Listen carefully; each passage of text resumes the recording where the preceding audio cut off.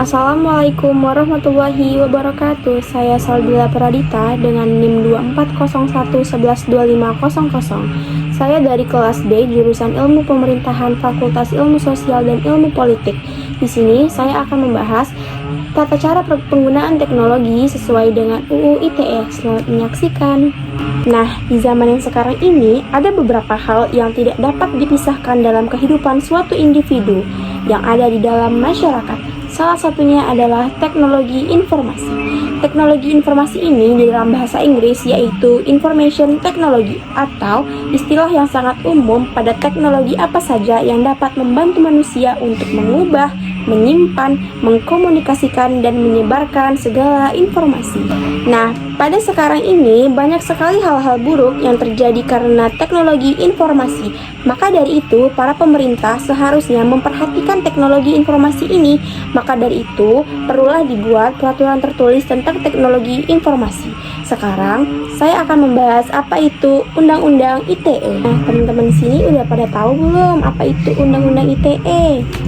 Jadi, Undang-Undang ITE atau yang biasa disebut Undang-Undang Informasi dan Transaksi Elektronik adalah undang-undang yang mengatur mengenai informasi elektronik dan juga transaksi elektronik.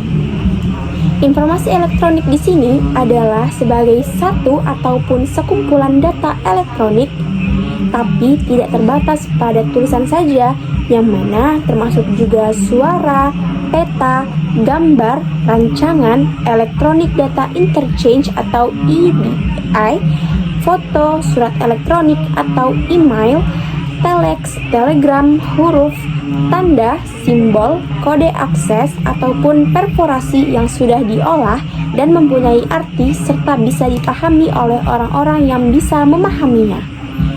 Sementara, transaksi elektronik merupakan perbuatan hukum yang dilakukan dengan cara menggunakan komputer, jaringan komputer, dan juga media elektronik yang lain. Nah, di dalam Undang-Undang ITE sendiri ada hal yang dilanggar loh. Teman-teman sendiri udah tahu belum apa saja sih hal yang dilanggar dalam Undang-Undang ITE? Mari kita simak. Jadi, hal-hal yang dilarang di dalam Undang-Undang ITE yang pertama adalah menyebarkan video asusila. Di dalam Undang-Undang ITE, pengaturan tentang larangan menyebarkan video asusila telah diatur di dalam pasal 45 ayat 1 Undang-Undang Nomor 19 Tahun 2016. Hal yang serupa juga sudah diatur di dalam pasal 4 ayat 1 Undang-Undang Nomor 44 Tahun 2008 tentang pornografi dan Kitab Undang-Undang Hukum Pidana. Nah, yang kedua ada judi online. Selain video asusila, ternyata persoalan judi online juga diatur loh di dalam Undang-Undang ITE ini. Nah, hal tersebut telah diatur dalam pasal 45 ayat 2 Undang-Undang Nomor 19 Tahun 2016. Tak hanya itu saja, hal tersebut juga diatur di dalam pasal 303 bis KUHP dan Undang-Undang Nomor 7 Tahun 1974 mengenai penerbitan perjudian. Jadi, kamu perlu hati-hati, jangan sampai terjerumus ke dalam dunia judi online. Selain itu, persoalan judi online ini bisa dikenai pidana penjara paling lama yaitu 6 tahun atau denda maksimal 1 miliar rupiah. Nah, yang ketiga ini ada pencemaran nama baik. Belakangan ini banyak banget ya pencemaran nama baik. Nah, jadi apakah kamu tahu ternyata penghinaan atau pencemaran nama baik ini termasuk loh ke dalam Undang-Undang ITE ini? Nah, hal tersebut telah diatur di dalam pasal 45 ayat 3 Undang-Undang Nomor 19 Tahun 2016.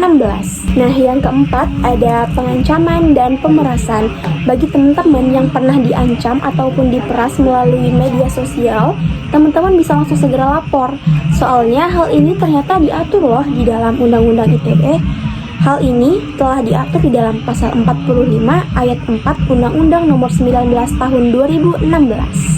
Jadi, teman-teman jangan takut ya. Nah, yang kelima ini ada ujaran kebencian. Sejarah Indonesia telah memberi pelajaran tentang peperangan antar suku ataupun kepada masyarakat tertentu. Nah, pihak pemerintah tidak ingin hal ini terulang kembali, maka dari itu, pemerintah membuat peraturan perundang-undangan yang berbasis SARA. Hal ini telah diatur melalui pasal 45 ayat 2 Undang-Undang Nomor 19 Tahun 2016. Yang keenam ada teror online. Teror adalah hal yang paling menakutkan yang bisa saja dialami seseorang melalui media sosial. Untuk siapapun yang mengalami teror secara online, perlu melapor karena hal ini telah diatur dalam pasal 45B Undang-Undang Nomor 19 Tahun 2016. Yang ketujuh ada meretas akun media sosial orang lain.